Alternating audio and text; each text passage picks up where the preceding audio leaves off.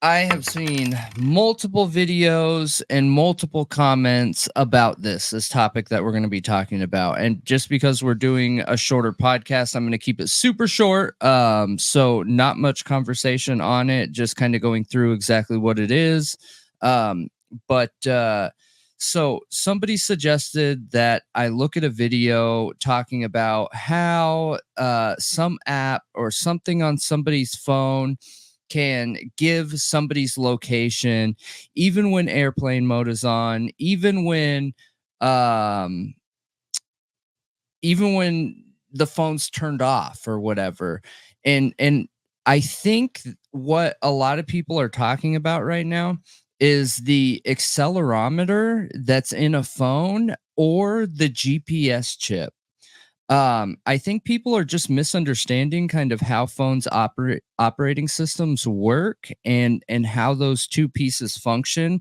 Because when you have a phone, most people are thinking that this device has one function, and that function is connecting with your wireless provider, and that wireless provider can give you data coming into the phone and what it's doing, right? So when somebody puts a video out there and they're like, oh yeah, your phone can tell where you are because it can track where you're walking and things like that, people are automatically making the connection that that data is being sent to like the wireless provider, and that's not how it works. That's not how it works at all.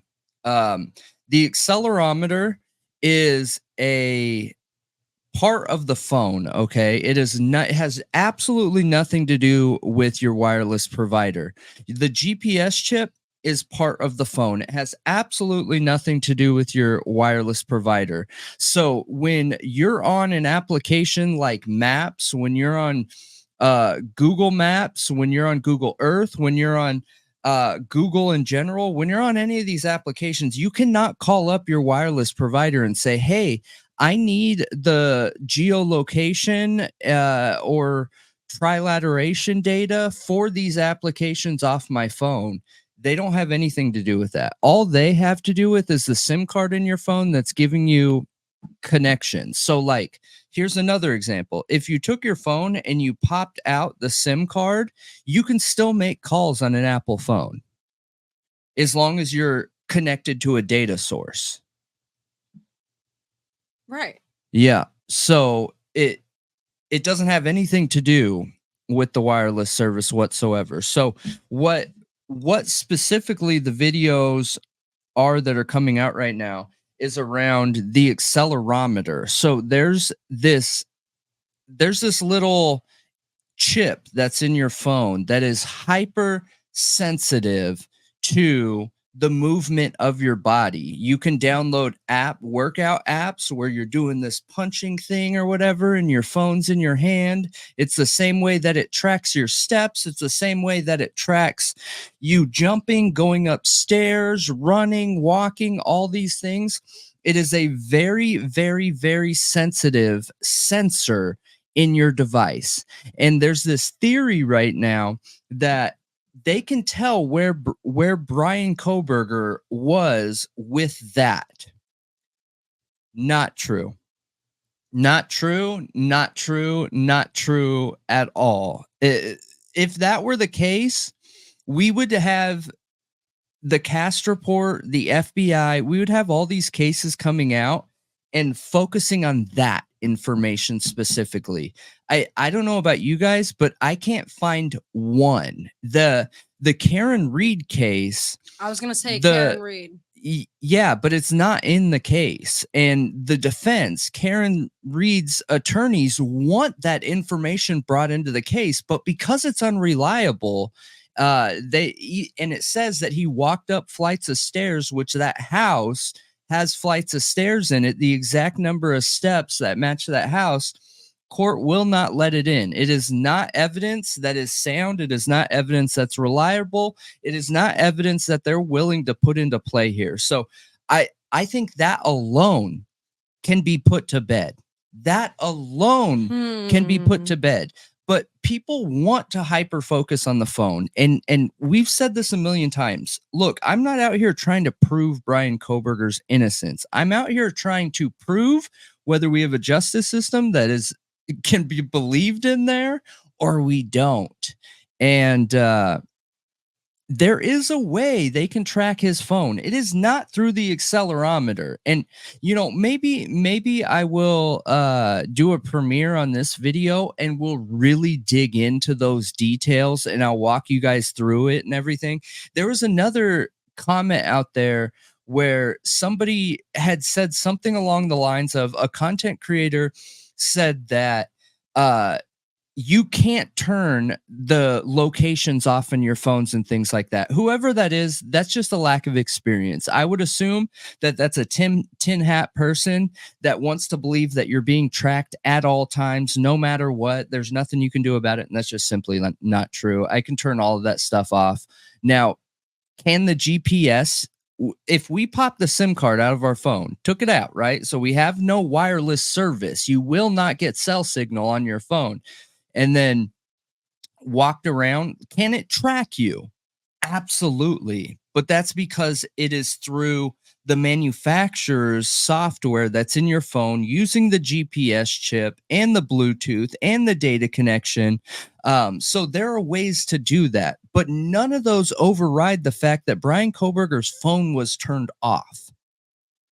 Well, we don't know. It just wasn't connecting to a data source. So it could be in airplane mode, it could be off, or it could just be not connected to a tower. He could have not had cell phone service.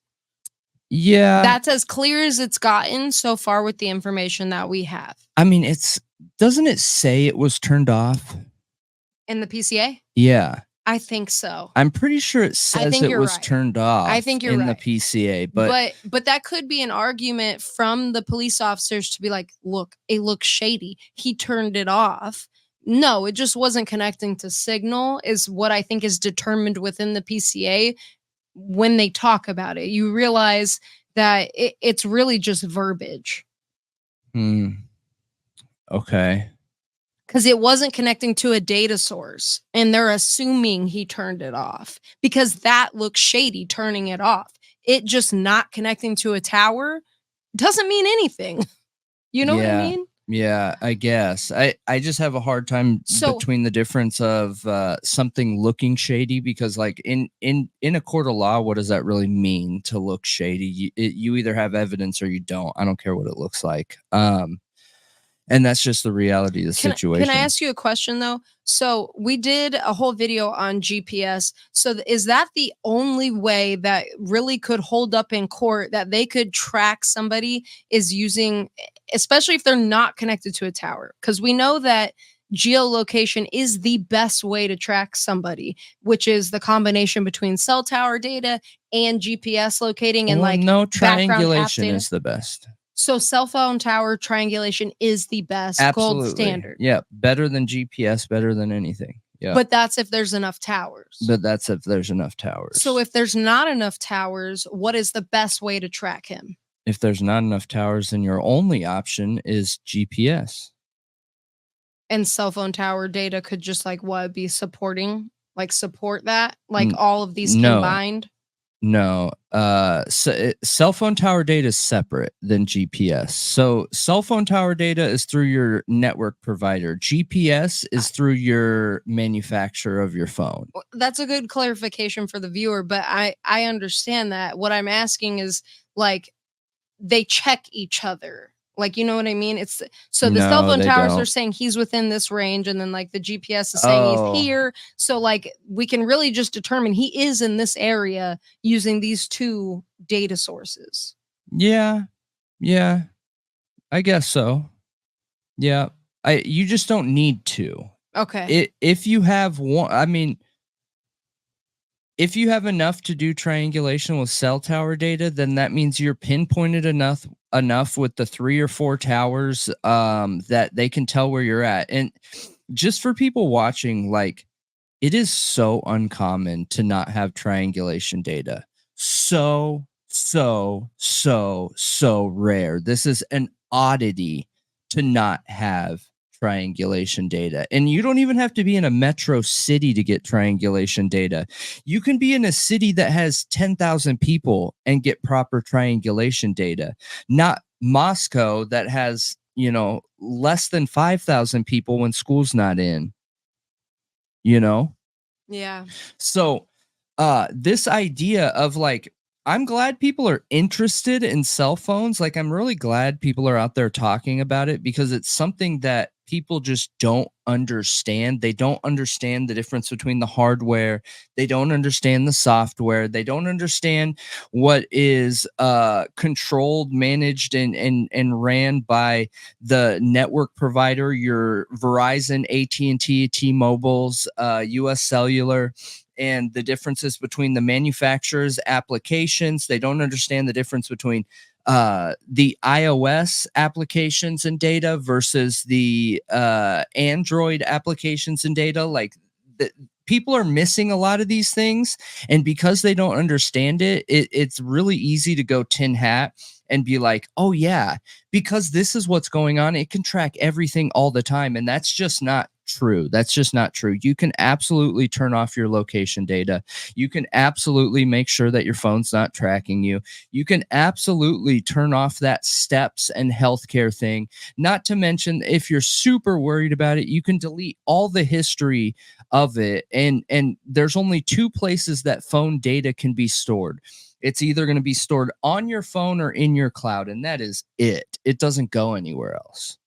It's not like they can just call up some company and be like, hey, yo, I need all the information from this phone for this person. It doesn't work like that. It doesn't work like that. So if you don't have your iCloud auto backup on, then that data isn't going anywhere online. It's going to stay on your phone. And if you don't want anyone to have it on your phone, you make sure you delete it from your phone. Like, there's a lot of different things that you can do. I just wanted to clarify it for the viewers that this is not a good thing to look into.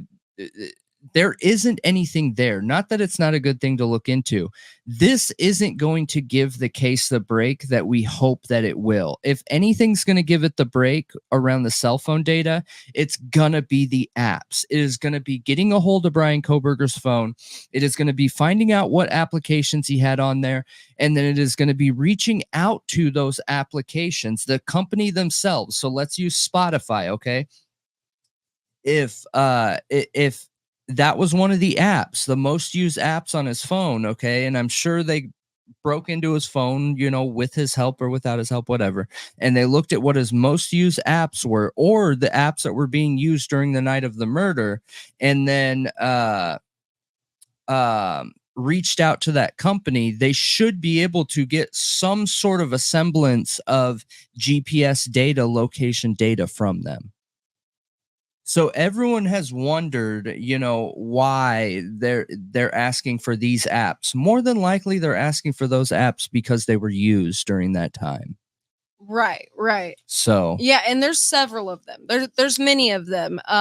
You know, they were just search warrants. They were just warrants to get the data. We don't know if they found anything or not. yeah. But that'll come out in court and we'll see. But I think that's a good clarification. I really do. Because I don't understand it myself. And I definitely fall victim to, like, when someone says things like that really convincingly, like they've done a ton of research and they know what they're talking about. I'm like, oh yeah, like that sounds like it makes sense.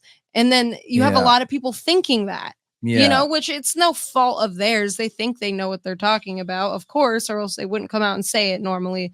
But, you know, it's the difference between someone having a ton of experience, like real life experience working in the field and an expertise in it, and someone who just did a lot of Googling. You know how you know what I mean? You know how many customers I've had to reach out to that, like, started at store level, went to the manager, came to me, and I had to call customers back, and these customers are like, you know, I need to complain. I'm going to take it. I'm going to sue you guys because my phone is hacked. It can tell what I'm doing at all times. It can tell where I'm at all times. You need to fix this.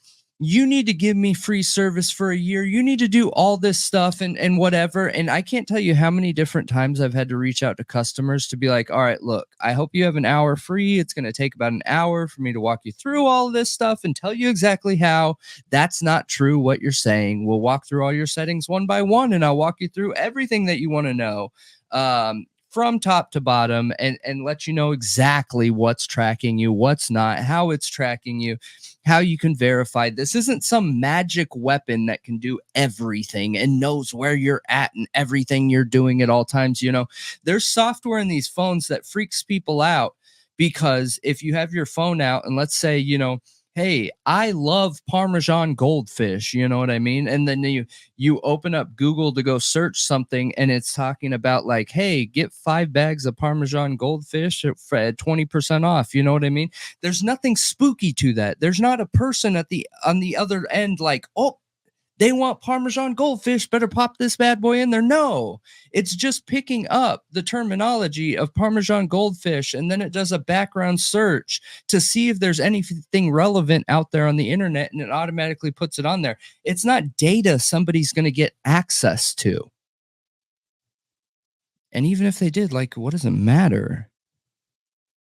So you know that I like Parmesan goldfish. Well, you know and if what it's I mean? really a problem, you just turn off Siri. Siri is really the culprit, that it's always listening for that prompt, just like Alexa. If you turn those things off, it'll do it anyway. It's even built if you into turn the Siri phones. off. Yeah. Your phone's always listening. There's no way to turn off a microphone. So, like, that's one thing that You can't turn off your mic? no, you can unplug it. Like hackers that do not want any possibility of being tracked, or you know, those government systems that can track what people are doing, listening, whatever, and you're a hacker, you're doing illegal things. They open up their phones and unplug the microphone, and then only gain access to the mic using headphones, so that when the headphones are unplugged, the phone truly doesn't have any microphone turned on. But yeah, it's a microphone. Even these microphones here, when they're not on, they're still acting as a microphone. It just depends on if there's any output. Like, where's it going? If I have it unplugged, then it's going nowhere. But a microphone is still a microphone, picking up sound reverberation and everything. So you did not help with feeling like you're always being listened to. I mean, yeah. It just is what it is, I guess. Yeah, it is what it is. I mean, you can turn off the settings in those applications to not do that. Can your phone always listening then be used in a court of law to convict you? No. If they had a warrant and they had you tapped, yes. If they don't, no. So it can only not. be if you're tapped. Yeah. Okay. Yep. All right. But yeah, let me know what you guys think. That's all I got for you. And then we'll do a follow-up on this topic. Yeah, for sure. You should. It's really interesting. All right. So